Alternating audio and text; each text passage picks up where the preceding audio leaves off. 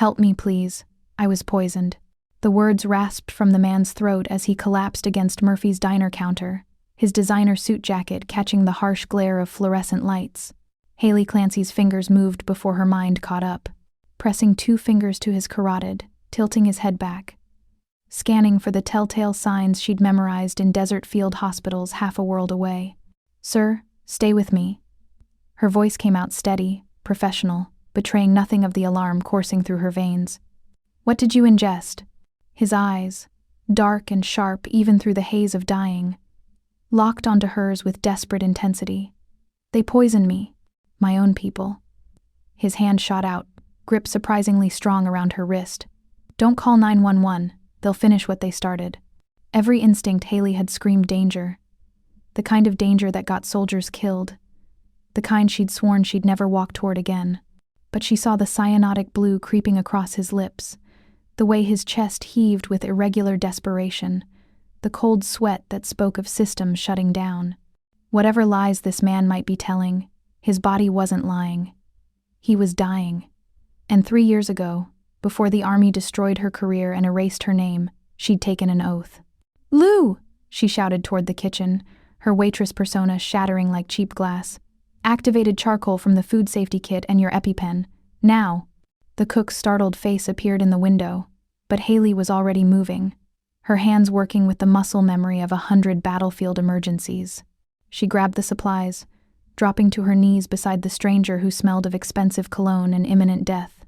"This is going to hurt," she warned, uncapping the EpiPen. "Everything hurts," he managed, and she drove the needle through his slacks into his thigh. The effect wasn't immediate like in movies. It crawled through him, airways opening millimeter by millimeter, the blue receding from his lips like a tide. His breathing steadied. His eyes found focus. And in that focus, Haley saw something that made her blood run cold. Recognition. Not of her face, but of what she'd just done. Professional recognition. "You're military," he whispered. Not a question.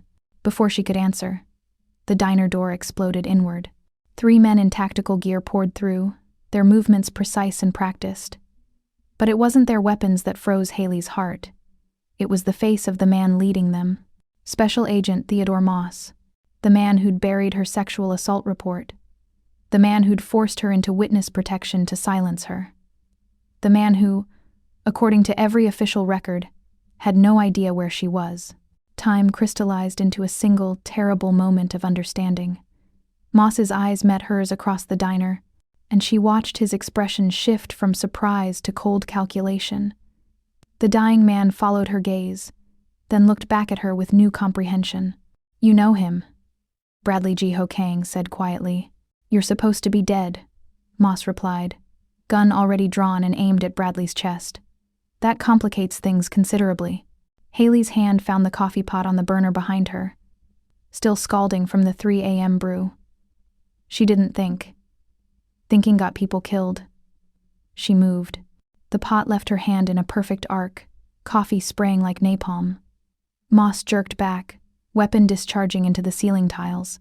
Bradley lunged from the floor, tackling the nearest agent with surprising strength for a man who'd been dying 60 seconds ago.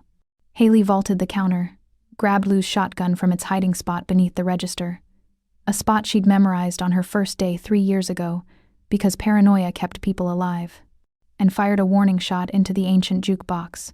"Go!" she screamed at Bradley, and they crashed through the kitchen's swinging doors.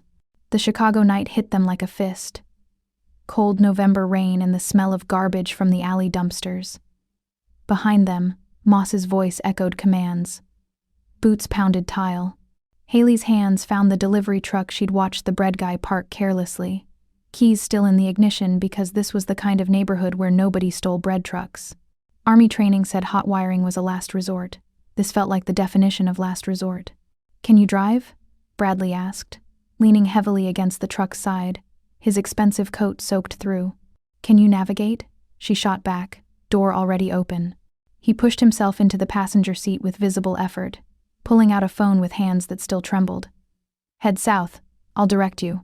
The engine turned over with a rattling cough. In the mirror, Haley caught Moss and his men bursting through the back door, weapons raised. She floored it. Bullets sparked off metal. The truck fishtailed around the corner onto State Street, tires screaming. Haley's knuckles were white on the wheel, her heart hammering a rhythm she remembered from convoy runs in Kandahar. "Survive, survive, survive. Who are you running from?" she demanded, taking a sharp turn that made Bradley grab the door handle. His head rolled against the seat, face still ashen despite the epinephrine coursing through his system. "The FBI, the Korean mob, take your pick." He managed something that might have been a smile. "I'm Bradley G. Ho Kang.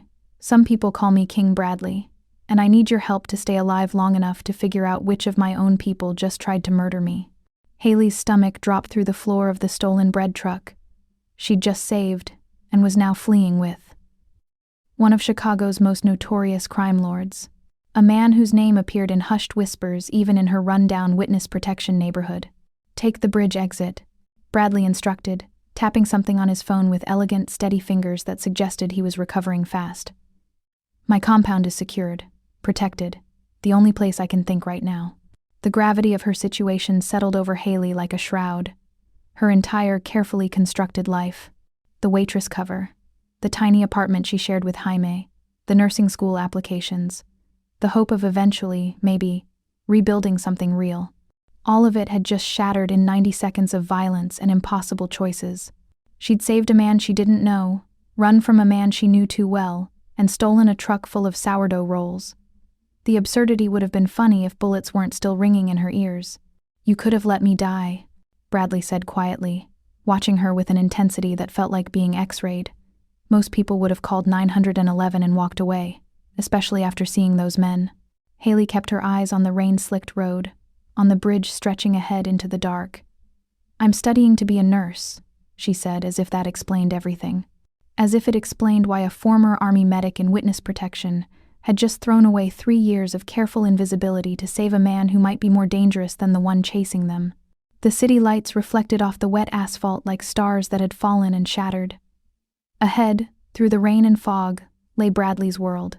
A world she'd just been dragged into without warning, without choice, without any way back to the life she'd been trying to build from the ashes of the one Moss destroyed. She thought of Jaime, probably awake now, wondering why she hadn't come home from her shift. She thought of her apartment, her textbooks, her carefully maintained anonymity. All of it felt very far away. "Safe house is 3 miles, Bradley said, his voice stronger now. "Gate code is 4729. Guards will recognize the truck. I have cameras on every approach." "Of course you do," Haley muttered. "You saved my life tonight," he continued. "That means something in my world. It means you're under my protection now, whether you want it or not." "What if I don't want it?" "Then you're welcome to walk back to that diner and explain to Agent Moss why you helped me escape." His tone was almost gentle. "But we both know that's not really an option anymore." He was right. God help her, he was right. The gates appeared through the fog. Massive iron things that whispered money and power and secrets. They opened silently as the truck approached, and Haley drove through into another world entirely. A world she couldn't leave. A world that might kill her. A world that somehow felt less like a trap than the one she'd just escaped. Welcome back, my beautiful souls and brave wanderers of the dark. Before we dive into this storm of loyalty, betrayal, and blood-deep love, hit that subscribe button. Like and share where you're watching from. Every click, every comment, every heartbeat of support keeps our stories alive in the shadows. Now, take a breath, steady your pulse, and step with me into a world where justice bleeds, secrets burn, and survival means everything. The compound's medical wing smelled of antiseptic and old money. Leather mixed with gauze, mahogany overlaid with the copper tang of blood. Haley's hands moved with precision she'd earned in sand and heat, checking Bradley's vitals while he drifted in and out of consciousness on the examination table. His pulse was steadier now. The epinephrine had bought him time, but time was all it had bought. "Your name," he murmured, eyes still closed. "You never said." "Haley." The lie came easy because it wasn't entirely a lie, just incomplete. She pressed 2 fingers to his wrist, counting heartbeats. "And you're Bradley G. Ho Kang. Some call you King Bradley." His laugh was dry, papery. "You've heard of me." "I've heard the name." She adjusted the 4-drip one of his men had wordlessly provided. "Medical grade. not the cheap stuff. Everything here whispered wealth and preparation. Don't know if I believe the stories. Which stories? His eyes opened, dark and alert despite the poison still working through his system. That I run the Korean syndicate in 3 states? That I've killed men with my bare hands? That I'm untouchable? Haley met his gaze without flinching. That you're worth saving. The silence between them held weight. Outside the medical wing, she could hear movement, footsteps on marble, low voices conferring in Korean and English. Bradley's world, vast and controlled, pressing in from all sides. The man who came through that diner door, Bradley said quietly. Theodore Moss. You know him. Her hands stilled on the blood pressure cuff. Every muscle in her body went rigid, and she knew he saw it. Saw the way his name carved her open. Special Agent Theodore Moss, she corrected, her voice flat. FBI, clean record, decorated service. The kind of man who testifies before Congress about organized crime while running his own operations behind closed doors. You sound like you've studied him. I survived him. The words escaped before she could cage them. Haley turned away, busying herself with medical supplies she didn't need. In her shoe, pressed against her arch, the laminated military ID felt like a blade. Specialist Haley Clancy. Dishonorable discharge. The words that had unmade her life. Bradley shifted on the table, wincing. He's the one who put you in witness protection. He's the one who made it necessary. Her jaw clenched. After he made sure my assault report disappeared. After he ensured the man who attacked me got transferred with honors. After he made it clear that if I didn't vanish quietly, I'd vanish permanently. The confession hung in the air like smoke. Haley had never said it aloud to anyone except the therapist the witness protection program assigned her. A woman who'd written everything down in neat, clinical notes that probably sat in a file somewhere, ammunition for anyone who wanted to discredit her. And now he's seen you, Bradley observed. His voice carried something she couldn't quite identify. Not sympathy, something sharper. Understanding, maybe, or strategy. Now I'm dead either way. She turned back to face him. He can't let me live knowing he's working with whoever tried to kill you. Which means you need to tell me who poisoned you and why Moss wants you dead. Bradley reached into his jacket. The movement slow, deliberate, giving her time to react if she thought he was reaching for a weapon. Instead, he pulled out a cheap glass vial, half empty, the kind you'd find in any street corner drug deal. This was in my whiskey at the club. Tetrodotoxin, if I'm guessing right. Pufferfish poison. Expensive, exotic, nearly untraceable. He held it up to the light. The kind of thing that says professional and personal at the same time. You have enemies who'd go to that trouble? I have enemies who'd go to more trouble than that. He pocketed the vial. But they don't usually have FBI handlers running cleanup. That's new. Haley processed this. Medical training giving way to tactical assessment. Someone inside your organization made a deal with Moss. Offered you up in exchange for something. Protection, probably. Or leverage. Bradley sat up slowly, and she moved to steady him by instinct. His hand caught hers, not restraining. Just holding. His skin was warm now, fever burned from fighting poison. Theodore Moss runs the Korean Organized Crime Task Force. He has files on everyone in my world. Names, locations, weak points. He's offering immunity to whoever delivers you. And cleaning up loose ends. Bradley's thumb traced a small circle on her wrist, probably unconscious, probably not. Like witnesses who saw too much in diners. The weight of it settled over her. The trap that had closed the moment she'd reached for that coffee pot. She'd saved his life and sealed her own fate in the same motion. You're offering protection, she said. Not a question. I'm offering survival. He released her hand but held her gaze. You saved me because you couldn't help yourself. Because some part of you still believes in oaths and honor, even after everything that's been taken from you. Now you're in my war, whether you want to be or not. I don't want to be anyone's pawn. Good. I don't need pawns. I need someone I can trust. He stood, steadier now, and she watched him transform. The dying man becoming something else. Something dangerous and controlled. Moss thinks you're a weakness. Let's make you a weapon instead. In the hallway beyond, she heard Jackson, the scarred lieutenant she'd glimpsed earlier, giving quiet orders. Transport. Safe house. Jaime's name spoken in careful, measured tones that made Haley's blood run cold. My roommate, she said sharply. Jaime, where? Safe, Bradley cut her off. I had men deliver her medications an hour ago. Told her you'd been called away for a family emergency. She's being watched, but not threatened. The casual assertion of control made her want to hit him. But the practical part of her brain, the part that had kept her alive through deployments and betrayal, recognized the necessity. If Moss knew where she lived, Jaime was already in danger. I need to call her. In the morning, after we've relocated you properly. Bradley moved toward the door, then paused. The compound has everything you'll need. Miss Peters will show you to your quarters. Try to sleep. Tomorrow we start hunting the person who tried to kill me. And what makes you think I want to help you hunt? He looked back at her, and something in his expression made her breath catch. Not charm. She'd learned to see through charm. This was raw. Honest, maybe, in the way only desperate people could be honest. Because whoever's working with Moss put a target on both our backs. Because you're trained to fight and you've been running for 3 years. And because... He stopped, recalibrated. Because you and I both know what it's like to be betrayed by people who were supposed to protect us. The truth of it cut through every defense she'd built. Haley wanted to argue, wanted to refuse, wanted to walk out into the Chicago night and disappear the way she'd been trained to disappear. But she thought of Moss's face in that diner. The cold calculation in his eyes when he'd recognized her. She thought of Jaime, innocent and sick and trusting. She thought of the laminated ID in her shoe and the oath she'd taken before everything had gone to hell. One condition, she said. We do this my way. I'm not decoration. I'm not protection detail.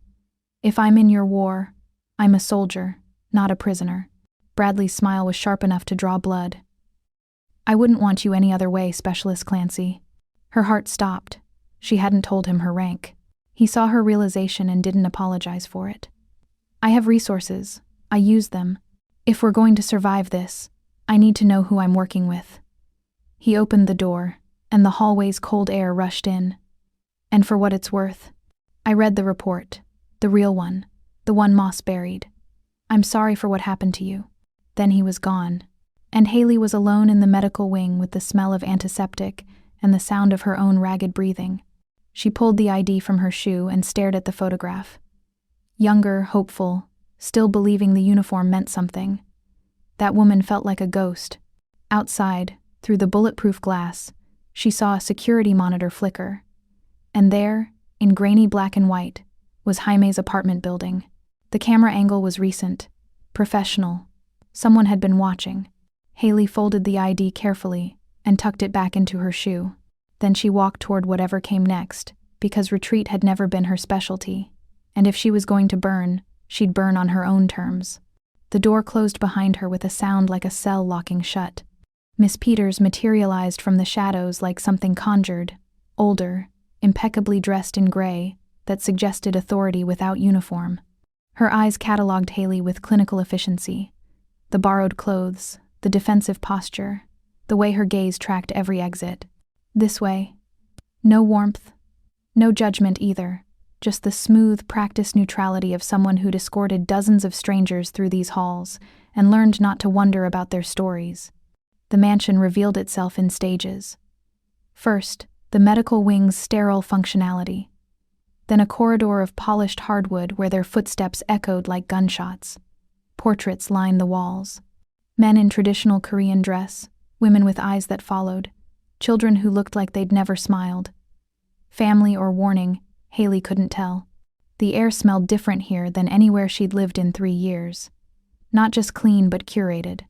Leather and cedar, something that might have been jasmine, the faint metallic undertone of expensive security systems humming behind walls. Every surface gleamed, every corner held deliberate shadow. Money, yes. But more than that, control. This was a place where nothing happened by accident. Your quarters, Miss Peters announced, opening a door that probably cost more than Haley's entire witness protection stipend. The room stole her breath. Not because of the chandelier, though that hung like frozen starlight, or the bed that could sleep 4, or the view of Chicago's skyline through floor-to-ceiling windows. It was the contrast. The violence of luxury pressed against the memory of her shoebox apartment, the diner's flickering neon, the careful rationing of every dollar. "There are clothes in the closet, your size." Miss Peters gestured with one elegant hand. "Bathroom through that door. Security protocols are simple. Don't leave this floor without escort. Don't attempt to access locked rooms. Don't touch the windows." "Are they wired?" A flicker of something. Approval, maybe. Crossed Miss Peters' face. "Pressure sensors. Bulletproof glass. You'd survive a fall, but the alarm would wake everyone within 3 blocks. Good to know I'm a guest and not a prisoner. Mr. Kang prefers the term protected asset." Miss Peters moved toward the door. "Someone will bring dinner shortly. I suggest you eat. Tomorrow begins early." She left before Haley could form a response. The door didn't lock, at least not from the outside. Small mercy or calculated psychology, Haley wasn't sure.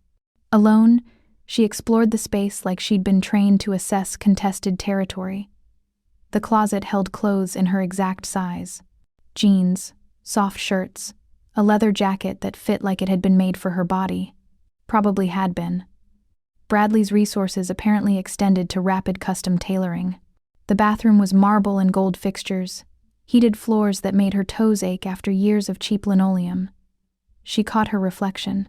Exhausted, wild-eyed, still wearing the diner uniform with its coffee stains and flour smears. Evidence of the life she'd been living 2 hours ago. She stripped, showered in water hot enough to burn, and tried not to think about what it cost to keep a place like this running. Tried not to calculate the monthly expenses against her own desperate accounting, every penny stretched until it screamed.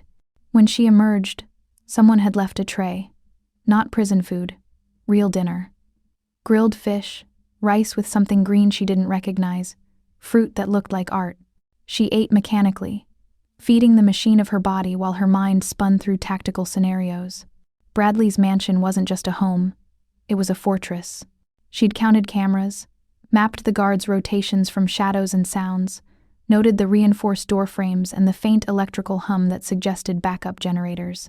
This was a place built to withstand siege, which meant Bradley lived expecting one. A knock interrupted her analysis. Not Miss Peters. The footsteps were heavier, male, confident. Haley moved to the door, every muscle coiled. Jackson stood in the hallway, his scarred face impassive. "Mr. Kang requests your presence. Library, 3rd floor. And if I decline, then I stand here until you change your mind." No threat in his tone, just fact. Haley grabbed the leather jacket. Better to have pockets, layers, something between her skin and whatever came next, and followed. The library made the bedroom look modest. Books climbed to a ceiling she couldn't see in the dim light, leather spines and gilt titles in Korean, English, Chinese. A fire crackled in a hearth wide enough to roast a pig. And in a leather chair that looked older than the building, Bradley sat with a medical textbook open on his lap. He'd changed. Dark shirt, tailored pants, hair still damp from his own shower. The poison's pallor had faded, replaced by sharp alertness. He looked like what he was. Dangerous, controlled, absolutely in his element. "Anatomy and Physiology, 7th edition," he said, holding up the textbook. "You were studying this?" "Nursing school application." Haley stayed near the door, maintaining distance. "Before tonight destroyed that plan." "Why nursing? You were a combat medic. Could have gone military contractor, security consulting, better money." "I took an oath to heal people, not to figure out more efficient ways to kill them." She crossed her arms. "You didn't bring me here to discuss my career aspirations." Bradley closed the book carefully, marking his place. "I brought you here because I need you to understand something. This house." He gestured at the opulence surrounding them. "It's not comfort, it's armor. Every piece of furniture is positioned for sightlines. Every window is bulletproof. Every entrance has 3 backup locks and armed guards on rotation. I live in a very beautiful prison because the alternative is a very ugly grave. You want sympathy? I want context." He stood, moving closer. Not threatening, just closing the distance between them with deliberate intention. "You think I'm a monster. Maybe I am. But I'm a monster who keeps 500 people employed, who ensures their children get scholarships, who makes sure nobody in my territory goes hungry or unprotected. Moss wants me gone because I'm an inconvenience to his real business, which is selling information to the highest bidder while wearing a badge. Haley studied him, looking for the lie. Found only truth, or something close enough to pass. What do you want from me? I want you to help me find the person who poisoned me before they try again. In return, I'll help you destroy Theodore Moss. The offer hung between them like a blade. Everything she'd wanted for 3 years. Revenge, justice, vindication, wrapped in a devil's bargain. I need to talk to Jaime. She pulled out her phone. The burner she'd kept charged and hidden for emergencies. Now, Bradley nodded once. Jackson, still hovering by the door, vanished silently. The call connected after 2 rings. Jaime's voice, sleep-rough and confused. Haley, where are you? Some men came by with my medications and said you'd had a family emergency. I'm fine. Something came up at work. I'm staying with. She hesitated, looking at Bradley. A friend. I'll explain everything tomorrow, but I need you to do something for me. Okay. Jaime sounded more alert now, worry sharpening her words. What's wrong? Nothing's wrong. But if anyone comes by asking about me, anyone, you don't know anything. You tell them I moved out last week. You tell them we barely spoke. Can you do that? Silence. Then, Haley, you're scaring me. I know. I'm sorry. Just trust me. I'll call you in the morning. She ended the call before Jaime could ask more questions, before the fear in her friend's voice could crack the armor she'd wrapped around herself. When she looked up, Bradley was watching her with an expression she couldn't read. You care about her, he said. Your roommate. She's sick, lupus. She can't work full-time, and her family disowned her when she came out. I pay most of the rent. Haley pocketed the phone. So yes, I care about her. Which means if this war of yours puts her in danger. It won't. Bradley's voice carried absolute certainty. I've already assigned protection. Discreet. She'll never know they're there. You're controlling her life without asking. I'm keeping her alive without burdening her with fear. He moved to the window, looking out at the city lights. There's a difference. Haley wanted to argue. Wanted to rage against his casual assumption of authority over people's safety. But she'd read the tactical situation the moment Moss had walked through that diner door. Jaime was already in danger. Bradley's protection, unwanted, paternalistic, infuriating, was also necessary. Show me, she said instead. Show me your security feeds. Show me whoever's watching my apartment. If I'm going to be your partner in this, I need to see the full board. Something shifted in Bradley's expression. Respect, maybe, or recognition of a kindred tactical mind. He pressed something on his phone, and a panel in the wall slid open. Behind it, monitors, dozens of them. Camera feeds from across the city, scrolling data, maps with glowing points that probably indicated assets or threats. And there, in the lower right corner, Jaime's building. The camera angle was good, professional. Not hidden, but not obvious either. As Haley watched, a figure moved into frame. Not Jaime, someone else. Male. Dark jacket, looking up at the windows with deliberate attention. Who is that? Her voice came out sharp. Bradley's jaw tightened. I don't know, but he showed up 10 minutes after we did. Jackson's people are tracking him now. The figure produced a phone, made a call, then walked out of frame, casual, unhurried. The kind of confidence that came from knowing you were watched and not caring. Moss, Haley said. He's already moving. He's establishing surveillance, testing our response. Bradley pulled up another camera angle, this one showing a different street, different watchers. He's got at least 4 teams around that building. Whatever he's planning, it starts there. Haley's heart was hammering, but her mind stayed cold, tactical. This was the field again, just different terrain. Then we move her, tonight, before he decides direct action is cleaner than surveillance. Already being arranged. Miss Peters is coordinating a safe house. Medical-grade apartment, fully stocked with her medications. She'll wake up tomorrow thinking a hospital program placed her there temporarily while they debug electrical issues at her building. You're good at this. Making people disappear. I've had practice. Bradley turned away from the monitors, and when he looked at her, she saw exhaustion behind the control. The poison had taken more from him than he'd admit. You should rest. Tomorrow we start digging into who betrayed me. Paul, my cousin, is acting strange. I need your tactical assessment. Haley nodded, moving toward the door. But something made her pause. Bradley, why did you read my file, the real one? Most people would have stuck with the official story.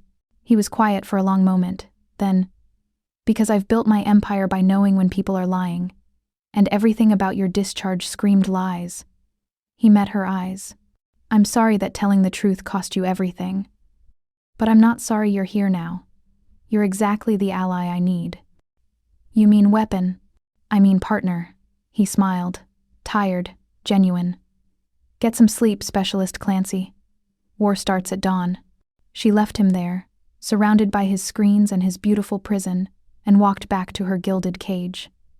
The room felt different now, not luxurious but strategic. She checked every corner, every shadow, mapping exits and vulnerabilities the way she'd been trained. Then she lay down on the bed and stared at the ceiling, listening to the vast house settle around her. Footsteps in distant corridors, the hum of security systems, the faint sound of rain starting against bulletproof glass. And beneath it all, the memory of Bradley's hand on her wrist, the careful way he'd catalogued her reactions, the intelligence in his eyes when he'd realized she was assessing him just as thoroughly as he was assessing her. This was dangerous ground. Not just the mob connections or Moss's vendetta, the human mathematics of trust forming between two people who'd been betrayed by everyone else. Haley closed her eyes and let exhaustion take her, knowing that tomorrow she'd become something new. Not the woman who'd fled in shame, not the waitress pretending at normalcy. Something harder, something capable of surviving Bradley's world, something capable of fighting back. Dawn broke over Chicago like a wound, red and raw and unforgiving. Haley woke to the smell of coffee and the sound of voices in the hallway, low and urgent, strategic. She dressed in the clothes Bradley had provided. Tactical pants with proper pockets, a shirt that moved, boots that fit. Someone had left her a shoulder holster, empty, and she stared at it for a long moment before strapping it on. Muscle memory. Dangerous muscle memory. Downstairs, the mansion had transformed into a war room. The dining room table, probably antique, definitely expensive, was covered with laptops, printed surveillance photos, maps marked with red and blue ink. Jackson stood at one end, scarred face illuminated by screen glow. Miss Peters occupied another corner, speaking rapid Korean into a phone. And Bradley presided over it all, sharp and controlled in the morning light. He looked up when she entered. Coffee's fresh. Breakfast if you want it.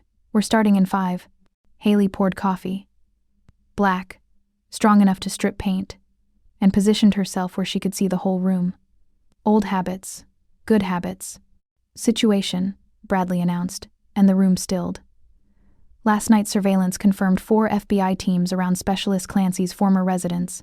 Moss is establishing a perimeter. He's not moving yet, but he's preparing. For what? Haley asked. For you to make a mistake. Or for me to give you back. Bradley pulled up a photo on the central screen. Moss himself, taken from security footage. He looked exactly as she remembered. Silver-haired, expensive suit. Face that suggested trustworthiness and duty. The perfect lie. He's offering a trade. You for information on my supply chains. And you said no. I don't negotiate with people who poison me. He advanced the slides.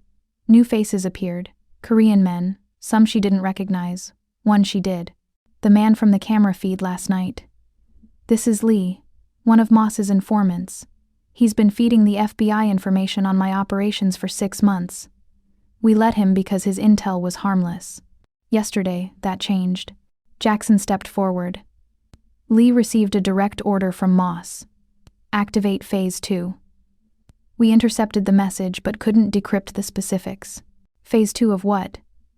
Haley studied the screen, tactical mind assembling patterns. If the poisoning was Phase 1, then Phase 2 is probably cleanup.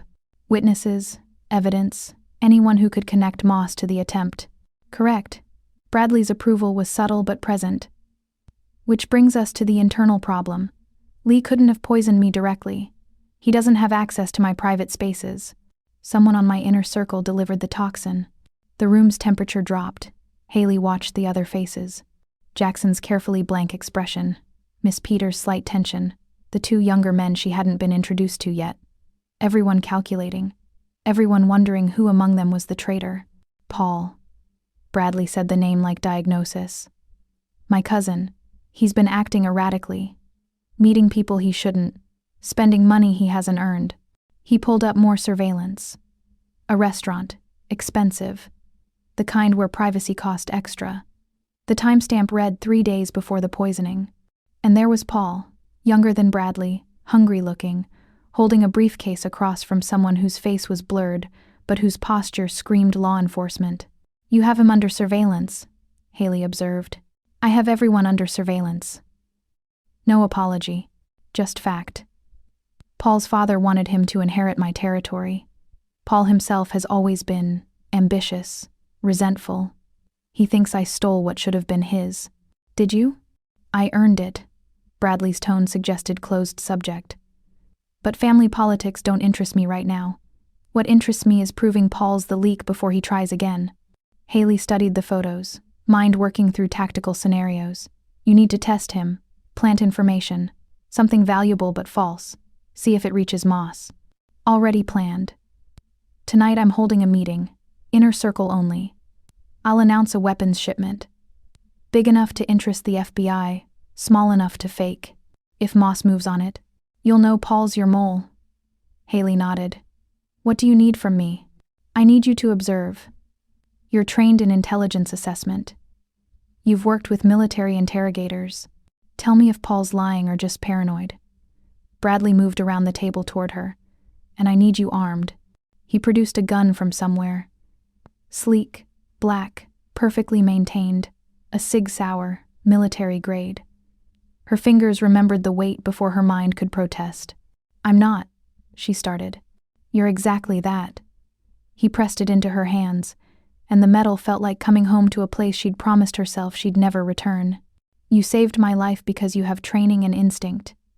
Don't pretend you're not dangerous just because you're trying to be good. The gun sat heavy in her holster.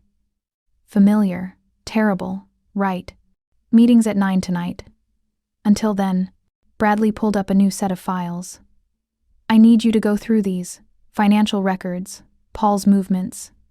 See if you spot patterns my people missed. For hours, Haley worked. Numbers and dates and photographs blurred together, building a profile of a man desperate to prove himself. Paul wasn't subtle. His spending increased after each meeting with known FBI contacts. His alibis were thin. His jealousy was documented in a dozen intercepted messages. But something felt wrong. Too convenient. Too obvious. He's a patsy, she said finally, and the room looked up. Paul's not smart enough to run this operation. Look at his patterns. He's being managed. Someone's using him as a distraction.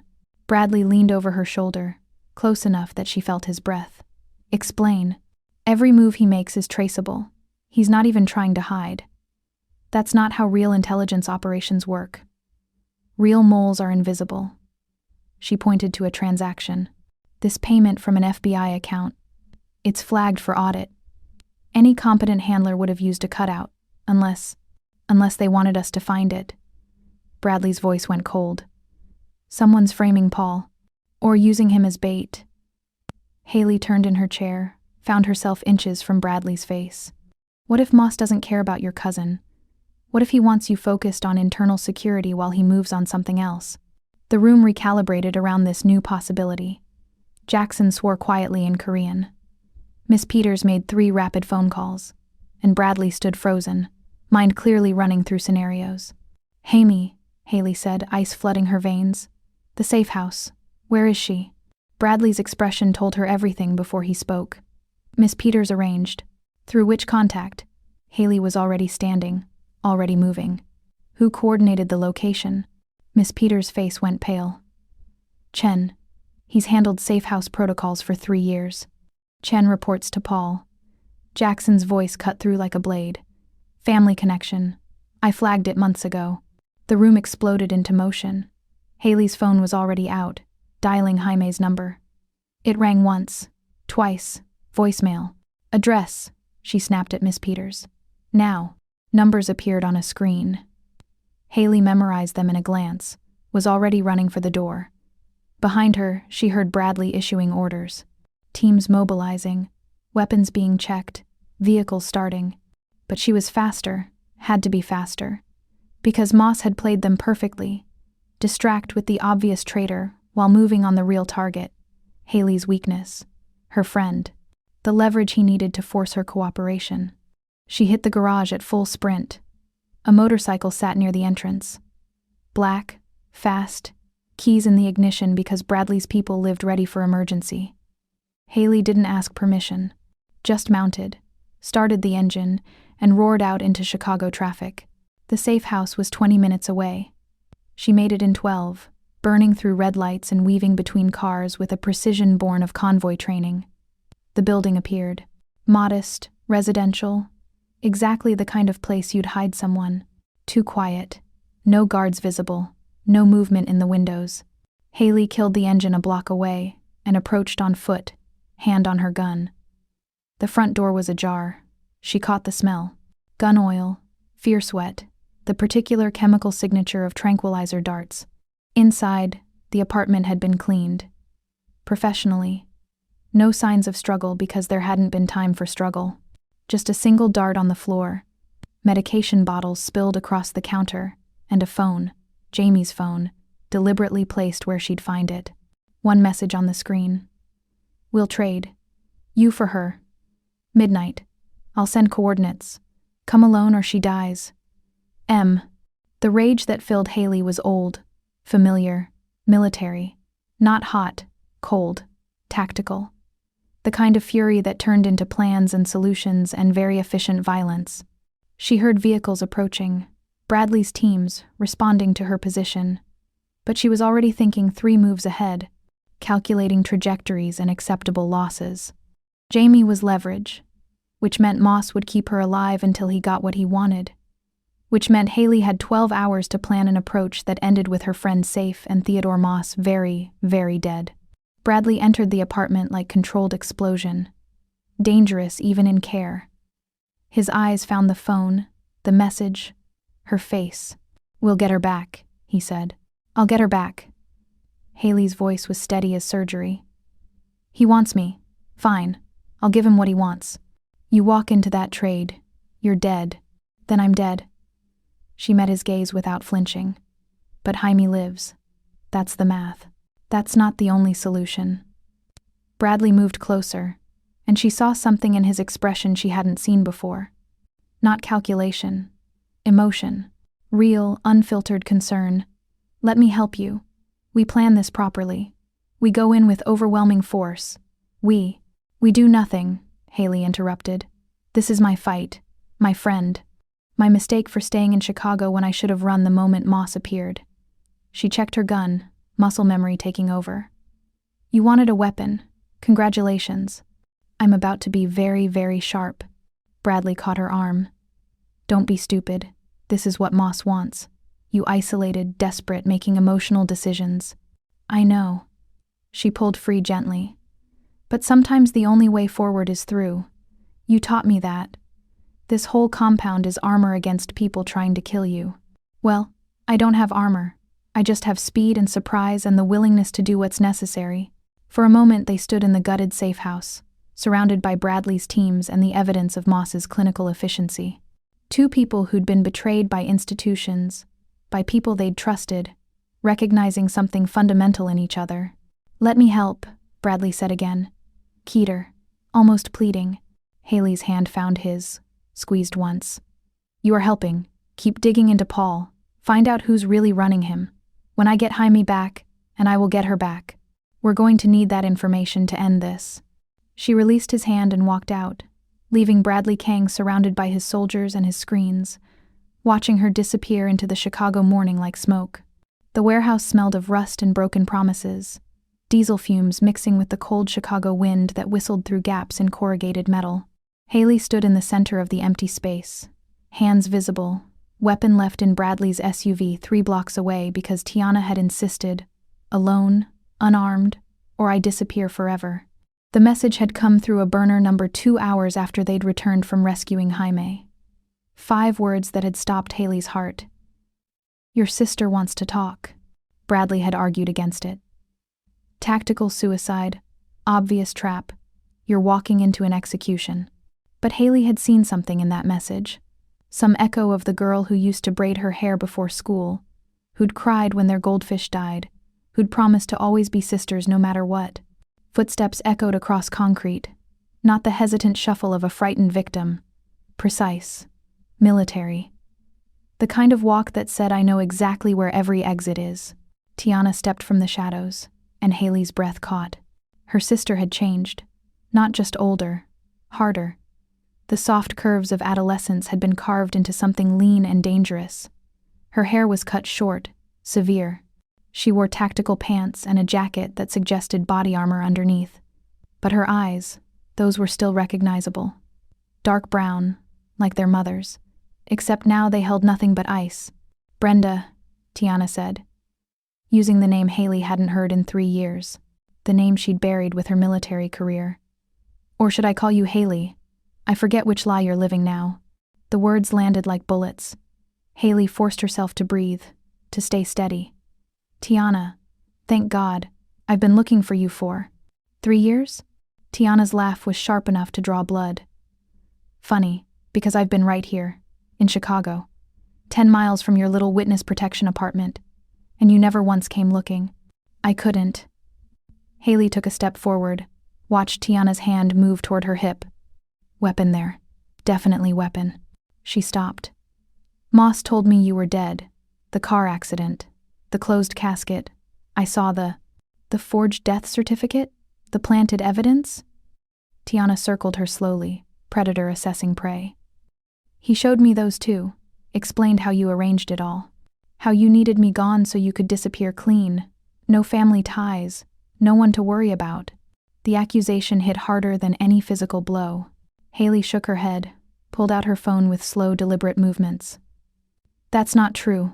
Look, I have proof. Messages I sent trying to find you. Records, Moss altered. Tiana was close now, close enough that Haley could smell her perfume, something expensive and unfamiliar, nothing like the vanilla body spray she'd worn as a teenager. He showed me everything, Brenda. How you reported me as a runaway to cover your tracks. How you told the army I was unstable, a liability. How you chose your career over your family. No. The word came out strangled. I chose to report assault. I chose to tell the truth about what happened to me. And Moss buried it. He destroyed my career, forced me into witness protection, and told me you died to make sure I stayed quiet. Convenient story. Tiana pulled out her own phone, swiped through images, held it up so Haley could see. Documents, official, looking, with her signature forged at the bottom. Statements claiming Tiana was mentally unstable. Requests for commitment to psychiatric care. A restraining order she'd never filed. The fabrication was masterful. Every detail perfect. Every lie wrapped in just enough truth to feel real. You left me, Tiana said quietly, and for just a moment, the ice cracked, pain bled through. The kind of pain that came from years of believing you'd been abandoned by the only person who mattered. I was 16, alone, scared, and you just vanished, like I meant nothing. Haley's vision blurred. I was trying to protect you. Everything I did. Protect me? Tiana's voice rose. You protected yourself. You ran away and let me think you were dead or worse. Do you know what that does to someone? Do you know how many nights I woke up screaming because I thought you'd killed yourself rather than face what happened to you? The rawness of it stripped away every defense Haley had built. She wanted to reach for her sister, wanted to gather her close the way she had when Tiana was little and afraid of thunderstorms. But the woman standing before her wasn't that girl anymore. Moss did this, Haley said, desperate now. He's been manipulating both of us. Tiana, please, just come with me. We can sort this out, we can. I'm not going anywhere with you. Tiana backed toward the shadows. Agent Moss saved me. He gave me purpose, training, A chance to become something more than the girl my sister abandoned. And now he's given me a choice. Help him finish what he started, or lose everything again. The trap snapped shut with perfect precision. Haley heard them before she saw them. Footsteps, dozens of them, converging from every entrance. Tactical teams, federal agents, Moss's people. "I'm sorry," Tiana whispered, and this time the pain was real, cutting deep. "But you taught me to survive. Whatever it takes." Then she was gone, melting into the darkness while armed men poured into the warehouse like floodwater. Haley ran. Not away, toward the one exit she'd mapped on entry, the loading dock with the broken lock and the alley beyond. Bullets sparked off metal behind her. Orders shouted in clipped federal speak. She vaulted a crate, rolled behind concrete pillars, moved with muscle memory that turned 3 years of waitressing back into combat instinct. The alley appeared through smoke and chaos. She burst through, lungs burning, and found Bradley's SUV screeching around the corner, door already open. "Go!" she screamed, diving in before the vehicle stopped moving. Jackson drove like he was back in Seoul racing gangs. Precise, controlled, terrifyingly fast. Bradley was in the passenger seat, phone to his ear speaking rapid Korean, coordinating something. He reached back without looking, found Haley's hand, squeezed once. The touch steadied her, just barely.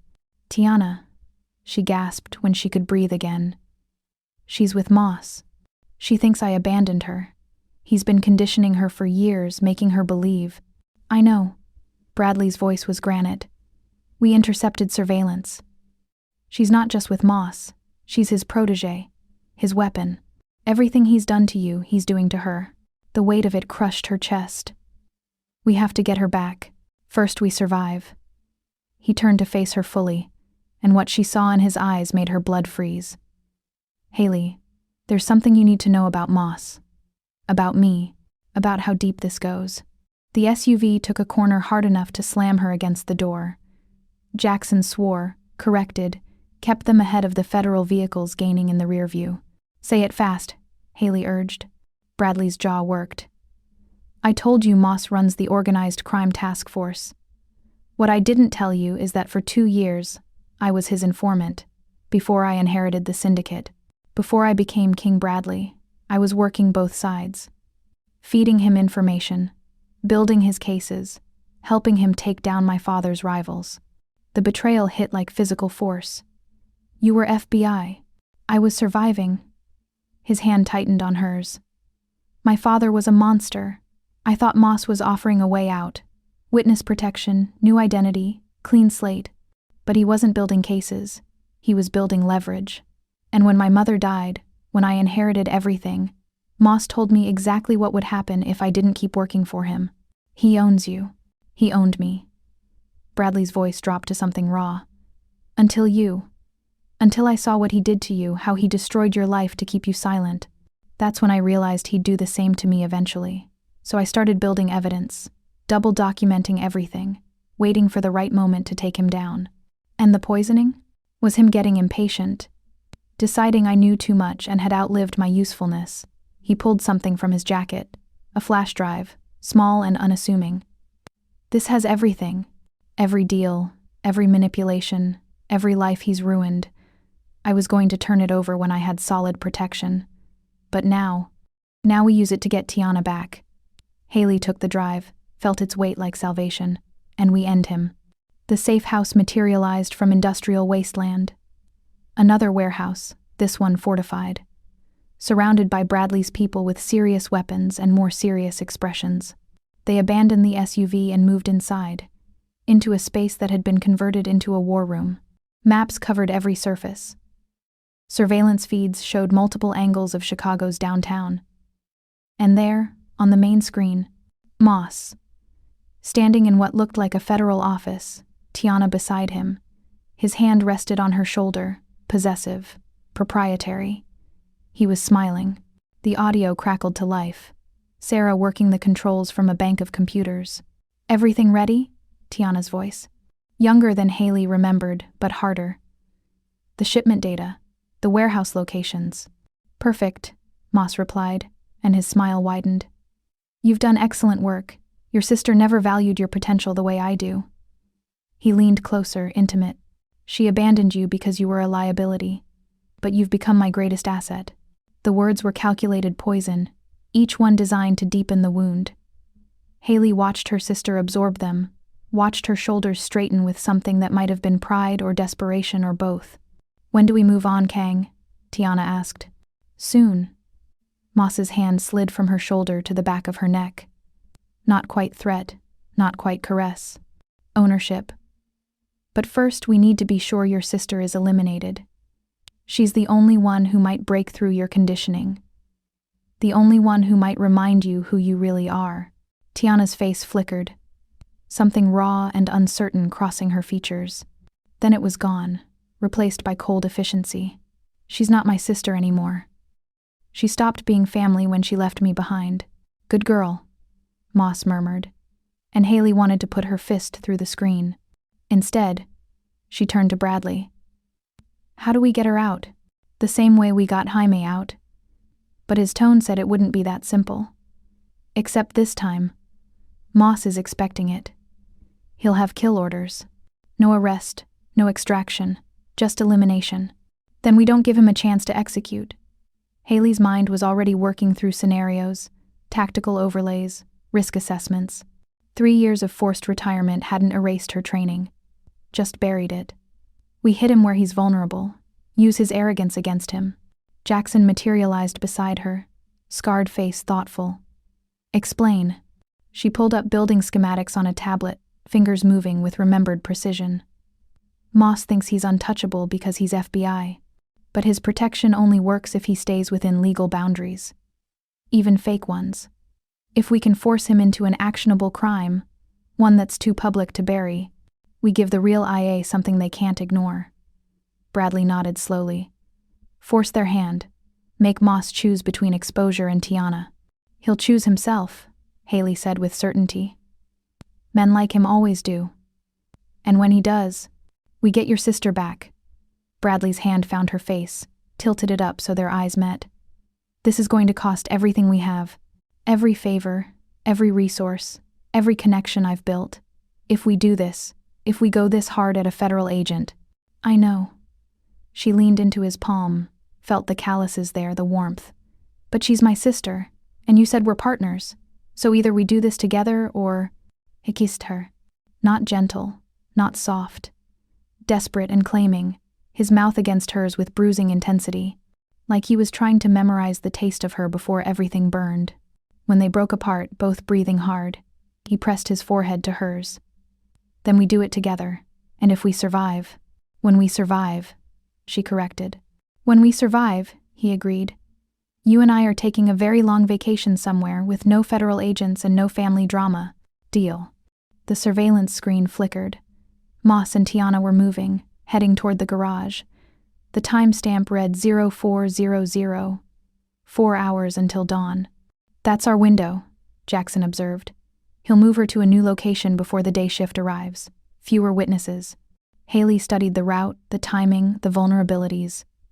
"We intercept the transport. Force the convoy off-route into our territory. Create enough chaos that real federal response is mandatory. And film everything," Bradley added. "Every illegal move Moss makes, every order, every threat.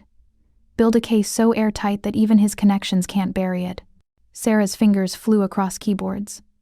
"I can have drones in position. High definition, multiple angles. Upload to secure servers in real time so he can't destroy evidence." "Do it."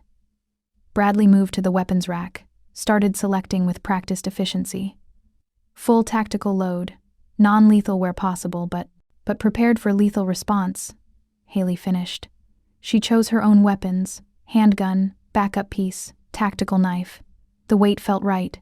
Felt like coming home to a place she'd promised herself she'd left forever. Outside, the city was still dark. 4 hours until dawn. 4 hours to save her sister, destroy the man who'd destroyed both their lives, and maybe, if they were very lucky, survive to see sunrise together. Haley checked her weapons one final time, caught Bradley watching her. "What?" she asked. "You're beautiful when you're planning violence." His smile was sharp enough to cut. "Terrifying, but beautiful." Save the romance for after we win. That's my plan. He moved close enough that she felt his heat. Haley, when this is over, really over, there's something I want to ask you. Then ask me when Tiana's safe and Moss is burning. He nodded, kissed her forehead once, and turned to address his assembled team. But Haley stood for one more moment, looking at the surveillance feed, at her sister's face. I'm coming for you, she thought, and this time, I'm not leaving without you. The war room erupted into organized chaos. Teams mobilizing, equipment distributed, vehicles prepared. And somewhere in the darkness, Theodore Moss moved his chess pieces, unaware that the game had just shifted. Dawn was coming, and with it, either salvation or annihilation. The garage beneath Moss's federal office building was a concrete tomb.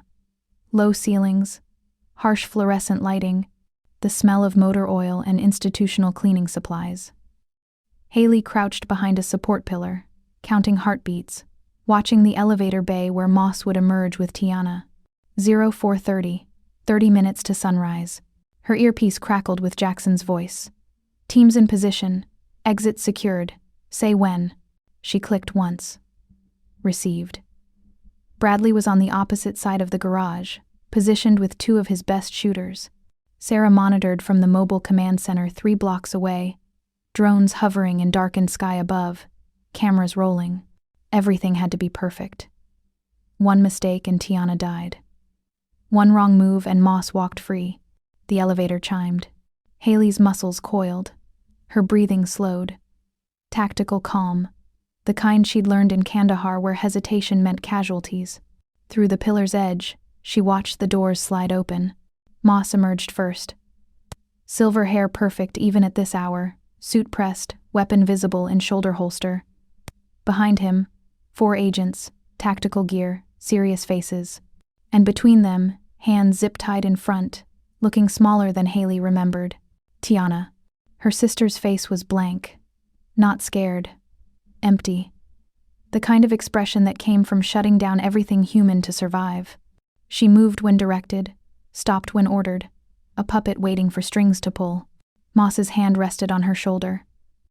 Almost there, he murmured. New facility. Better security. No one will find you again. I understand, Tiana replied. Flat. Robotic. Haley's jaw clenched. The conditioning was deep. Moss had spent years breaking her sister down, rebuilding her into something compliant. This wasn't going to be simple extraction. This was deprogramming under fire. Moss's team moved toward a black SUV parked in the corner. Standard federal vehicle, armored, tinted windows, probably GPS tracked. They'd accounted for that. Sarah had signal jammers ready, and Bradley's people had disabled the building's security feeds on a loop. Now, Haley breathed into her mic. The garage lights died. Emergency backups kicked in seconds later. Dim red glow that turned everything into blood and shadow. Moss's agents reacted with professional speed, weapons drawn, circle formation around their principal and asset. But Bradley's team was faster. Smoke grenades detonated with soft pops. Thick white fog rolled across concrete, swallowing vehicles and pillars. Confusion spread. Agents shouting coordinates, Moss barking orders, Tiana silent in the center of chaos. Haley moved through smoke like water. Silent, precise. She'd done this drill 100 times in training, another 100 in actual combat. Her body remembered even when her mind wanted to hesitate. First agent went down to a tranquilizer dart. Jackson's work, clean and efficient. Second stumbled into Bradley's ambush, taken out with brutal hand-to-hand that left him breathing but unconscious. Moss was pulling Tiana toward the SUV, using her as shield. "Federal agent!" he screamed into the smoke. "Stand down or I will shoot the hostage." Haley's blood turned to ice. Carefully, she circled, using parked cars for cover. Through gaps in smoke, she caught glimpses. Moss's gun pressed against Tiana's temple, her sister's face still blank, still empty. "Tiana," Haley called out, pitching her voice to Carrie. "Do you remember Mom's lullaby? The one about the rain?" Moss's head snapped toward her voice. "Brenda Clancy. Of course. Come out and I'll let her live." "The rain falls soft on mountains high," Haley continued, ignoring him, moving closer. "The rain falls soft on you and I, Shut up! Moss's gun shifted from Tiana to sweep the garage. I will kill you both. But Tiana's face had changed, just slightly. A flicker of recognition, confusion breaking through conditioning. The rain will wash the tears away, Haley sang softly, emerging from smoke with hands raised, weapon holstered, making herself visible, making herself vulnerable. And bring the sun another day. Stop, Tiana whispered. Her voice cracked. Stop, that's the song Mom sang when you were scared. Haley kept moving forward, step by careful step. When Dad left, when you couldn't sleep, she'd hold you and sing until you felt safe again. That's not. Tiana's face contorted. You left me. You abandoned. I never left you. Haley was close enough now to see tears starting in her sister's eyes. Moss told you I was gone. Told you I chose to disappear. But I was looking for you every day. Every single day for 3 years. Enough. Moss's gun came up, aimed at Haley's chest. You're under arrest for. Bradley's shot was surgical. The bullet took Moss in the shoulder, his gun arm, spinning him sideways. He released Tiana, stumbled, went down hard. Agents emerged from smoke, but these were different. Federal tactical, real ones, called in by Sarah's anonymous tip about compromised agents in the garage. Their shouts overlapped. Hands up, weapons down, federal agents. The trap within the trap snapped shut. Moss looked up from the concrete, blood spreading through his expensive suit, and saw his whole operation collapsing. Real FBI, drawn by reports of gunfire and compromised agents, Bradley's people melting into shadows before they could be identified, and Haley, crouched beside Tiana, cutting zip ties with a tactical knife. It's okay, Haley whispered, gathering her sister close. Tiana was shaking.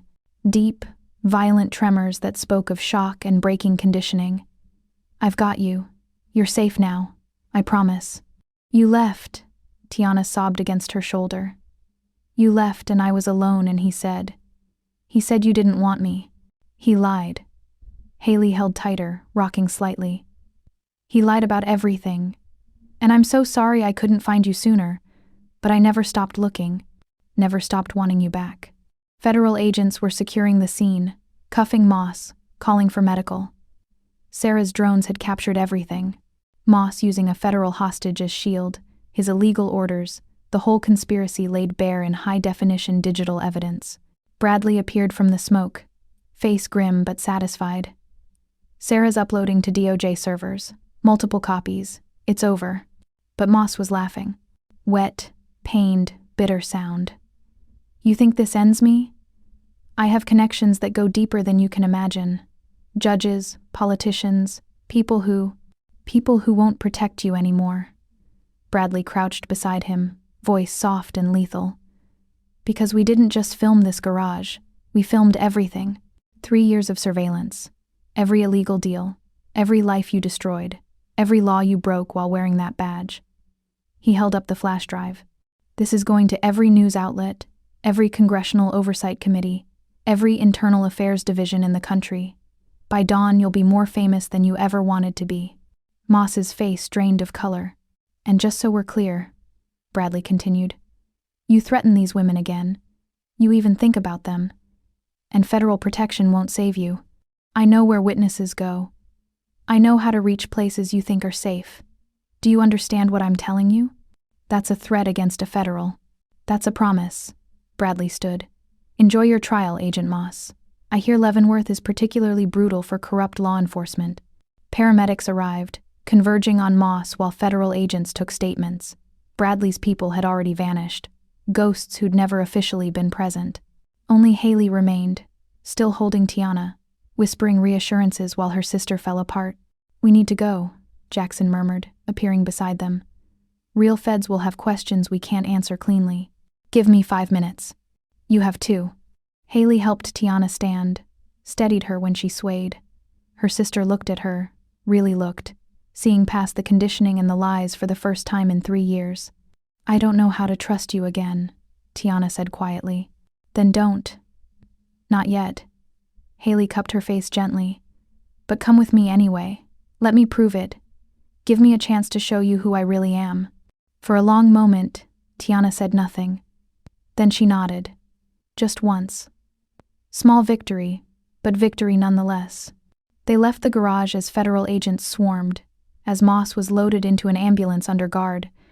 As dawn finally broke over Chicago's skyline, Bradley had vehicles waiting. Clean, untraceable, driven by people who'd ghost before questions got asked. Where now? Tiana asked, voice small. Haley looked at Bradley. He nodded. Somewhere safe, Haley said. Where we can start over. All of us. The compound appeared as the sun rose. Bradley's fortress, beautiful and terrible, exactly what they needed. Tiana stared at it through the window, something like hope flickering in her expression. This is real? She asked. As real as we make it, Haley replied. Inside, Miss Peters had prepared rooms. Plural, giving Tiana space, not forcing proximity before trust rebuilt. There was food, medical attention, clothes that fit, small kindnesses that spoke of planning and care. Jaime was waiting too, still recovering but insistent on being present. They'd talked on the phone, Haley explaining everything, Jaime understanding in that way she had where she saw people's hearts beneath their mistakes. Your sister, Jaime said when Tiana emerged from shower, looking younger and more lost in borrowed clothes. Tiana nodded, uncertain. You're safe here, Jaime continued gently. For as long as you need. No pressure, no expectations, just healing. Something in Tiana's face cracked. She nodded again, not trusting words yet. Bradley found Haley in the library, staring at the city through bulletproof glass. He didn't speak, just stood beside her, solid and present. Thank you, she said finally. For what? For helping me get her back. For risking everything. For, her voice caught, for seeing me, really seeing me even when I was trying to hide. He turned her to face him, hands gentle on her shoulders. I told you before, you're not a weapon, you're not a tool. He stopped, searching for words. You're the best thing that's happened to me since I stopped pretending I could survive this alone. Haley's eyes burned. We're both disasters. Perfect match then. He smiled. Rare, genuine, vulnerable. When this settles, when Tiana's healing and Moss is buried and the dust clears, what do you want? I don't know. The honesty hurt. For 3 years I wanted revenge, then I wanted survival. Now. She looked toward where her sister was sleeping, safe for the first time in years. Now I just want to build something that lasts, something real. Then we build it together. He kissed her forehead, her cheeks, finally her mouth. Soft and sure and full of promises, neither of them knew if they could keep. But in that moment, with dawn breaking and their people safe and the worst finally behind them, it felt possible. It felt like hope. As the adrenaline ebbed, Haley noticed Bradley flex his shoulder with a wince, blood seeping through the torn fabric of his jacket, a shallow graze. Close enough to tear muscle, not enough to stop him. You're hurt, she murmured, but he just shrugged, voice rough from smoke and shouting. Nothing a few stitches won't fix. I-30. The compound's war room had transformed into something grimmer than strategy. It was now a courtroom without mercy. Haley stood at the head of the table where Bradley usually presided, her hands flat against the polished wood, feeling the grain beneath her palms like braille spelling out consequences. Around her, Jackson with his scarred silence, Sarah hunched over 3 laptops like a digital oracle, Miss Peters on a secure line speaking rapid Korean to contacts Haley didn't want to know about, and Bradley, leaning against the wall with his arm in a sling, face pale but eyes sharp as broken glass. Recording is clean, Sarah announced, pulling off her headphones. 7 minutes of Moss threatening federal witnesses, admitting to evidence tampering, and bragging about how he neutralized Haley's assault report. She looked up, face hard. It's career-ending, life-ending if we leak it right. Haley's throat was tight. She'd worn a wire to meet Moss at a diner 2 hours ago. Neutral ground, he'd insisted, somewhere public where she'd feel safe. He'd smiled across the table like a grandfather offering candy, explaining in patient detail exactly how he'd manipulated every system designed to protect her, how he'd enjoyed it. She hadn't flinched, hadn't given him the satisfaction of tears or rage. Just let him talk while the recorder Sarah had sewn into her jacket seam captured every poisonous word. Do Jay first, Bradley said, his voice carrying the rasp of someone who'd screamed himself hoarse during surgery. Anonymous drop through channels they can't ignore. Let the machinery start grinding before Moss knows what's happening. He'll run, Jackson observed. Let him try. Haley's hands curled into fists. Every airport, every border. We have people watching. Sarah's already flagged his passport with Homeland Security. Terrorist watch list. Sarah's grin was feral. Amazing what you can do with the right back doors and a vindictive streak. Miss Peters ended her call, turned to face them.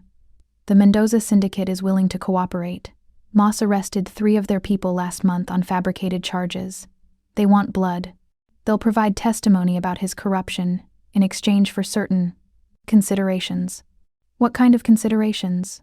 Haley asked, though she suspected she already knew. The kind we don't discuss in rooms with recordings. Miss Peters' expression was pleasant and terrifying. But let's say their cooperation comes with ironclad guarantees, legal ones. This was the edge of the cliff. The moment where Haley had to decide how far into Bradley's world she was willing to walk.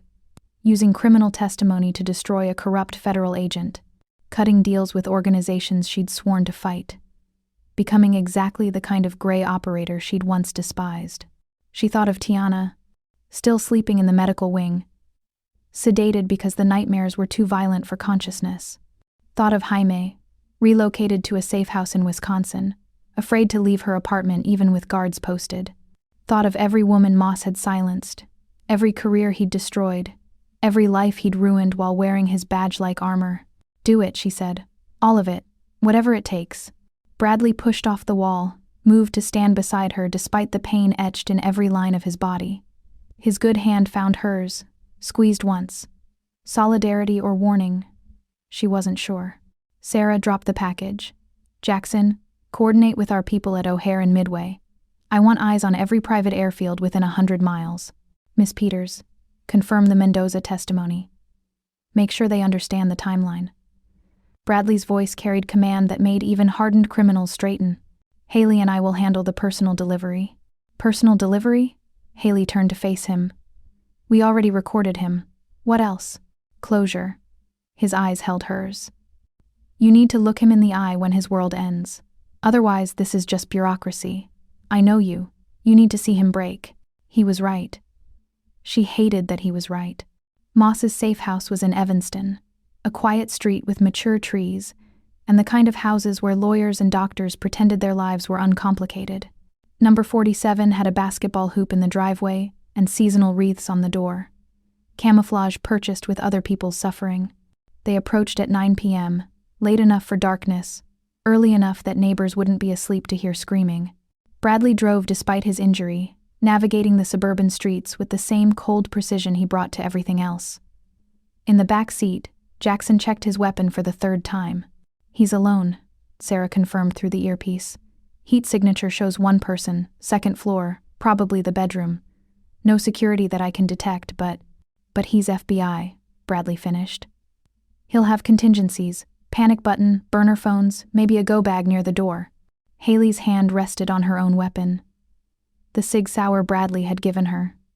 Now familiar as her own skin. She'd stripped and cleaned it twice today. Muscle memory and meditation wrapped together. The weight of it centered her.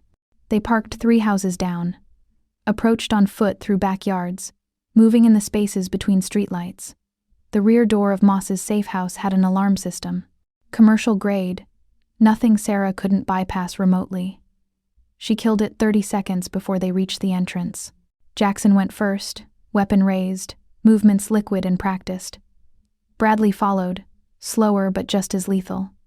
Haley brought up the rear, covering their backs, every sense hyper-aware of the suburban quiet that could shatter into violence without warning. Inside smelled like coffee and old books. Furniture that had been carefully selected to look worn and comfortable. The false authenticity of someone who'd studied how normal people lived. They cleared the 1st floor in silence, hand signals and tactical spacing, finding nothing but empty rooms and carefully maintained lies. Upstairs, light bled from under a door, television noise, news broadcast, someone talking about upcoming elections. Haley's heart hammered against her ribs, adrenaline sharpening everything to crystal clarity. Bradley positioned himself beside the door, met her eyes, counted down on his fingers. 3, 2, 1. The door opened under Jackson's boot. One solid kick that tore it from the frame. They flooded in, weapons raised, and found Moss sitting on the bed in pajamas and reading glasses, looking less like a federal agent and more like someone's disappointed grandfather. Haley. He removed his glasses slowly, folded them with deliberate care. I wondered when you'd come, though I expected more subtlety. Breaking and entering isn't really your style. Neither is destroying innocent lives, she replied, voice steady as surgery. But here we are. Moss's eyes tracked to Bradley, to Jackson, back to her. You've aligned yourself with criminals. The woman who once took an oath to serve and protect is now breaking into federal safe houses with mob enforcers. How far you've fallen. How far you pushed me. She stepped closer, weapon trained on his center mass. Did you practice that speech? The wounded disappointment? The sad headshake? You're good at it. You've had years to perfect the performance. His face hardened. Whatever you think you know. I know everything. Sarah's voice crackled in the earpiece, simultaneously feeding through a speaker Jackson had placed on the dresser. I'm uploading your recorded confession to DOJ servers now. 12 regional offices, internal affairs, congressional oversight, the Washington Post, the Tribune, every news outlet that matters. Moss lunged for the nightstand. Bradley moved faster, weapon discharging once into the wood, splintering it. Whatever Moss had been reaching for stayed hidden. Sit down. Bradley's voice carried something darker than anger. You're going to listen, then you're going to answer questions. Then we decide if you get to see tomorrow. You can't kill a federal agent. Can't I? Bradley's smile was surgical. You created this situation, turned her into a weapon, destroyed her career, her reputation, her faith in every system designed to protect people like her. You think she hasn't learned from that? Hasn't adapted? Haley felt the truth of it settle in her bones. 3 years ago, she would have arrested Moss, trusted the system to deliver justice. Now she understood the system was just people. Fallible, corruptible, easily manipulated by men who knew which buttons to push. Why? The question escaped before she could stop it. Why target me specifically? What did I do to earn this? Moss laughed. Bitter, exhausted sound. You did nothing. You were just convenient, young, idealistic, trusting enough to file that assault report through official channels. Perfect test case to see if I could bury something completely. He leaned back against the headboard. And I could, so easily. Changed a few files, transferred some personnel, made sure your chain of command understood the priorities. You were an experiment, Haley, nothing personal. The casual cruelty of it stole her breath. Not even hatred. Just bureaucratic convenience. Her life destroyed because he wanted to prove he could. Tiana. Her voice came out strangled. What about my sister? Collateral. He shrugged. She was looking for you after you disappeared. Made too much noise. Asked too many questions. I couldn't have her stumbling into your witness protection by accident.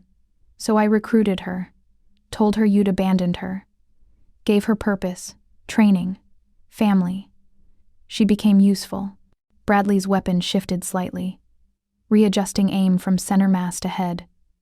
Execution positioning. Haley saw the calculation in his eyes, the cold assessment of whether Moss would be more valuable dead or in custody. Don't, she said quietly. Not to Bradley. To herself. To the part of her that wanted blood and fire and permanent solutions. We do this right. Right? Moss's laugh was ugly. There is no right. The system you believed in. I am the system. Me and 1,000 others like me. All protecting our interests. All making sure the machinery runs smooth. You can expose me, arrest me, parade me through courts and hearings. But nothing changes. Someone else will take my place. Someone smarter who learns from my mistakes. Maybe. Haley lowered her weapon, holstered it with deliberate care. But they'll know what happens when they target the wrong person. They'll know some of us fight back. And maybe that makes the next one think twice. Sarah's voice crackled again. Upload complete. DOJ has received everything. I'm getting confirmation from 6 different offices. They're moving now. Federal marshals are being dispatched to this address. ETA 12 minutes. Moss's face drained of color. You called them here? We called everyone here. Bradley gestured to Jackson, who pulled out his phone and began recording. Now you're going to confess. On camera. Everything you did to Haley, to Tiana, to every person you destroyed. Names, dates, methods, and you're going to do it willingly because if I don't, you kill me. Moss's voice was flat. That's the threat. If you don't, Haley corrected, I disappear. Bradley disappears. And you spend the rest of your life wondering if we'll come back, wondering if every shadow holds someone you've wronged, wondering if your protection will last forever, or just until someone more powerful decides you're a liability. She moved closer, crouched so they were eye level. You made me into something harder than I was. Congratulations. Now live with the consequences. For a long moment, Moss stared at her. Then, slowly, he began to talk. The confession spilled out like poison lancing from a wound. Names of people he'd destroyed, methods he'd used, systems he'd corrupted. Jackson's camera captured everything in HD clarity, while Sarah simultaneously streamed it to encrypted servers scattered across 3 continents. By the time sirens became audible in the distance, Moss had sealed his own fate more thoroughly than any trial could. Bradley and Jackson melted away through the back door before federal marshals crashed through the front. Haley stayed, weapon on the floor, hands visible, letting them arrest her alongside Moss because this part had to be public. The woman who'd been destroyed by corruption standing beside the man who'd destroyed her, both in custody, both facing justice. The difference was which one of them had evidence and which one had confessions. The holding cell smelled like industrial cleaner and fear. Metal bench cold against Haley's back, fluorescent lights humming their mechanical lullaby. She'd been here 6 hours, processed through intake with the mechanical efficiency of systems that didn't care about context. Her phone had been taken. Her weapon. The leather jacket Bradley had given her, now catalogued as evidence in whatever case they were building. She sat in borrowed county jumpsuit orange, hands folded in her lap, and waited. The door opened with a metallic shriek. Not a guard. A woman in expensive suit, briefcase in hand, face carrying the particular exhaustion of lawyers who specialized in impossible cases. Haley Clancy. She sat on the bench without asking permission, opened the briefcase with practiced efficiency. My name is Rebecca Santos. Bradley Kang hired me approximately 7 hours ago. I've reviewed your case, and we need to talk. Am I under arrest? Technically, you're being held for questioning regarding unlawful entry, conspiracy, and about 6 other charges the U.S. attorney is considering. Santos pulled out documents, spread them between them like cards. Realistically, your leverage. They want Kang. They think if they pressure you, flip you, offer you deals, you'll give him up. I won't. I know. Santos's smile was sharp. Which is why we're not playing their game. Here's ours. She tapped the first document. Moss's recorded confession has been authenticated by 3 independent forensic analysts. The DOJ's Internal Affairs Division is opening a full investigation. The Washington Post is running the story in tomorrow's morning edition. By noon, every news outlet in the country will be covering the biggest federal corruption scandal in a decade. Haley's chest tightened. Tiana, my sister, is she protected? Bradley moved her to an undisclosed medical facility with armed security and doctors who specialize in deprogramming. She's safe, healing. Santos's expression softened fractionally. Your roommate Jaime is also secure. Milwaukee, new apartment, full security detail. The relief nearly broke her. 3 people she loved, protected despite the chaos. Maybe Bradley's world wasn't entirely poison. What about me? That's the interesting part. Santos pulled out another document, this one dense with legal language. Your military discharge. The DoD received copies of Moss's confession, including the parts where he admits to burying your assault report and forcing your dishonorable discharge to silence you. She slid the paper across. They're prepared to overturn it. Honorable discharge, back pay for 3 years, full benefits restoration, and a formal apology. Haley stared at the words without reading them, her vision blurring. Just like that? Just like that. Turns out when the evidence is overwhelming and the media is watching, bureaucracies move fast. Santos tapped another page. There's more. The assault case against the soldier who attacked you. They're reopening it. His transfer orders are being investigated. Names of everyone who participated in the cover-up are being compiled. Will anyone actually face consequences? Some will, most won't. Santos's honesty was brutal but clean. The military protects its own, but your record gets cleared, and your voice gets heard. That's not nothing. No, it wasn't nothing. It was vindication she'd stopped believing was possible. But it didn't undo 3 years of hiding, of shame, of believing she'd deserved the destruction. When do I get out of here? Right now. Santos stood, gestured to the door. They're dropping all charges. Insufficient evidence, prosecutorial discretion, take your pick. You walk out this door, press is waiting, and you get to tell your story. Or you slip out the back with me, avoid the circus, and rebuild in private. Your choice. Haley stood slowly, legs stiff from the metal bench. Through the small window in the door, she could see the holding area's fluorescent sprawl. Other women in orange jumpsuits, guards processing paperwork, the machinery of law enforcement grinding through its perpetual cycle. Back door, she decided. I've had enough of being public entertainment. Santos nodded like she'd expected that answer. They navigated through corridors that smelled like sweat and bureaucracy, through security checkpoints, where Santos's credentials opened doors without questions. Finally, an exit that led to underground parking. And there, leaning against a black SUV like he'd been carved from shadow, Bradley waited. His arm was still in the sling, face still carrying the pallor of someone who'd bled too much too recently. But his eyes found hers across the concrete expanse, and something in her chest unlocked. She walked to him, didn't run, wouldn't give anyone watching that satisfaction. Just moved with deliberate purpose until she stood close enough to feel his heat. You hired a lawyer before checking if I wanted one, she said. You're welcome. His good hand rose, traced the edge of her jaw with careful reverence. How do you feel? Like I've been processed through industrial machinery. She leaned into his touch despite the public space, despite Santos waiting discreetly by the SUV's passenger door.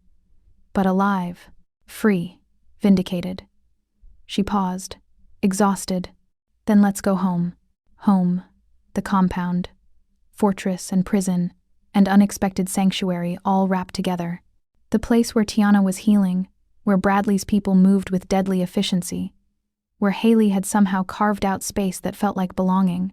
They drove through Chicago's morning traffic, Bradley navigating one-handed while Haley watched the city slide past her window. The same streets she'd walked as a waitress, the same neighborhoods she'd learned to navigate in witness protection. Everything looked different now. Not because the geography had changed, but because she had. Moss is being arraigned today, Bradley said quietly. Full media circus. Federal prosecutors are requesting remand without bail. Flight risk, obstruction concerns, the works. Will they keep him locked up? For now, maybe permanently if the charges stick. He glanced at her. How does that feel? Haley considered the question honestly. Hollow. I thought I'd feel triumphant, but mostly I just feel tired. Like I've been carrying something heavy for so long that even setting it down hurts. That's normal. Justice doesn't fix everything. It just stops the bleeding. His hand found hers, squeezed gently. Give yourself time to grieve what you lost. Celebrate what you got back. Feel whatever you need to feel. The compound appeared through morning haze. Gates opening silently. Guards nodding recognition as they passed. Inside, the world shifted from urban chaos to controlled sanctuary. Manicured grounds. Security cameras tracking their approach. The mansion rising like something from another century, beautiful and dangerous and explicitly designed to keep certain people out while keeping others protected. Miss Peters met them at the entrance, face professionally neutral. Your sister is awake. She's asking for you. Haley's heart kicked against her ribs. Is she okay? Physically, yes. Emotionally. The doctors say she's processing. Deprogramming is slow work. She has moments of clarity followed by episodes where Moss's conditioning reasserts itself. Miss Peters' expression softened fractionally. But she knows you're real now. Knows you didn't abandon her. That's progress. Bradley's hand pressed against Haley's lower back. Subtle support. Go. I'll be in the library when you're ready to talk. She climbed the stairs to the medical wing, each step feeling heavier than the last. Through the door, down the antiseptic hallway, to the room where her sister was recovering from 3 years of psychological torture. Tiana sat by the window, wrapped in blankets despite the room's warmth, staring out at the compound's gardens. She'd cut her hair, choppy, uneven, like she'd taken scissors to it herself in some moment of desperate autonomy. The resemblance to their mother was stronger now. Something about the angle of her jaw, the way her shoulders held tension. "Hey," Haley said softly from the doorway. Tiana turned. Her eyes, dark brown, familiar, home, tracked Haley's movement as she entered, and sat in the chair positioned carefully out of grabbing distance.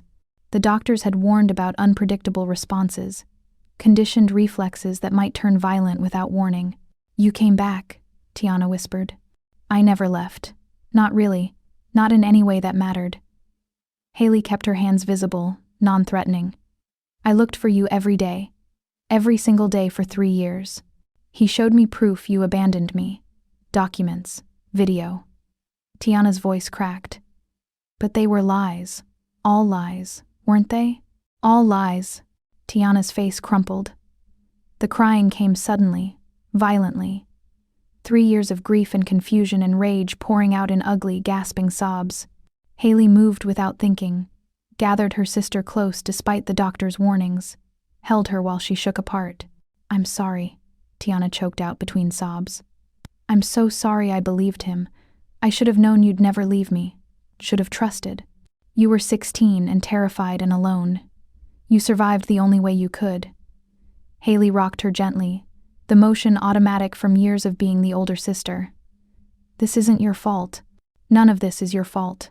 They sat like that until Tiana's crying softened to exhausted silence. Until the sun shifted angles through the window, painting them both in gold. Until the space between them felt less like chasm and more like bridge. Fragile, incomplete, but present. "What happens now?" Tiana asked finally, pulling back to look at Haley's face. "Moss is arrested. You're vindicated. But I'm..." She gestured to herself, helpless. "I'm broken. He broke me. How do I come back from that? One day at a time. 1 hour if that's all you can manage." Haley wiped tears from Tiana's face with her thumb. "You stay here where it's safe. You work with the therapists. You let me be your sister again. And eventually, maybe not soon, but eventually, you remember who you were before Moss got his hands on you. What if I can't? What if he's carved something permanent into me? Then we build around it, make something new from what's left." Haley's voice carried certainty she didn't entirely feel. "You're not broken beyond repair. You're just wounded, and wounds heal if you give them time." Tiana studied her face for a long moment. "You're different. Harder. Scarier than I remember." "Yeah, I am. No point lying about it. The world made me harder. Bradley's world especially. But I'm still your sister. Still the person who taught you to ride a bike and helped you study for algebra tests, and promised to always protect you." She squeezed Tiana's hands. "I failed at that. Let Moss take you. But I'm here now, and I'm not leaving again." A knock interrupted. One of the medical staff, apologetic but firm. "Visiting hours are over. Tiana needs rest." Haley stood reluctantly, but Tiana's grip on her hand tightened. "You'll come back tomorrow? Every day until you're sick of me." "I won't ever be sick of you." Tiana's smile was watery but genuine. "I love you. I never stopped loving you, even when I thought I hated you. I love you too. Always have. Always will." Haley kissed her forehead gently. "Sleep now. Dream good dreams. I'll be here when you wake up." She left before her own composure cracked, navigating back through the compound's corridors toward the library where Bradley waited. The door was open, fire crackling in the hearth, and he stood silhouetted against the flames like something from darker fairy tales. "How is she?" he asked without turning. "Healing. Slowly. Painfully." but healing. Haley moved to stand beside him, staring into the fire's hypnotic dance. Thank you, for protecting her, for bringing her here. Her voice caught. For everything. You don't need to thank me. He turned to face her fully, good hand rising to cup her face. This is what partners do, protect each other's people, fight each other's battles. Is that what we are? Partners? What do you want us to be? The question hung between them, weighted with everything unspoken. The compound's luxury pressing against her working-class roots. His criminal empire versus her military honor code. The violence they'd both committed, the lines they'd crossed, the future they might build from ashes and blood. Haley reached up, covered his hand with hers. I want us to be honest. No more secrets. No more manipulation. If we do this, if we try to build something real, it has to be built on truth. Truth. Bradley's laugh was soft, almost bitter. Truth is, I'm terrified of you. Terrified you'll wake up one morning and realize what you've aligned yourself with. Realize you could do better, be better, somewhere far from this world. His thumb stroked her cheekbone. Truth is, I'm selfish enough to want you here anyway. Want you in my war room, my bed, my life. Want you so badly it frightens me. Her breath caught. Truth is, I should walk away. Should take Tiana and Jaime and disappear into some quiet life where nobody shoots at us and federal agents don't ruin everything. She leaned into his palm. Truth is, I don't want to. You make me feel dangerous and capable and seen in ways I'd forgotten were possible. And that's probably unhealthy and definitely complicated. But it's true. Bradley's forehead pressed against hers. So where does that leave us? Here. For now. Building something neither of us fully understands yet. She pulled back just enough to meet his eyes. With boundaries, with honesty, with the understanding that this could explode in our faces at any moment. I can work with that. His smile was small and genuine and entirely unguarded. Stay with me, not as an ally or asset or temporary partner. Stay because you want to. Build whatever this is together. One condition, Haley said. Name it. I want to finish nursing school, work real medicine, help people who aren't wrapped up in mob politics. I need that part of myself to stay clean. Done. I'll fund it personally. Best programs in the country, your choice. He moved closer, hand sliding from her face to the back of her neck. Anything else? Kiss me, like you mean it. Like we might actually survive this and have tomorrow to regret it. Bradley kissed her. Not gentle. Desperate and claiming and raw with everything they'd survived together. His mouth against hers tasting like smoke and coffee and promises neither of them knew how to keep. Her hands fisted in his shirt, pulling him closer despite his injury, needing the solid proof of him alive and present, and choosing her despite every logical reason not to. When they finally broke apart, both breathing hard, he smiled against her lips. Come upstairs. Let me show you honest. Let me show you real.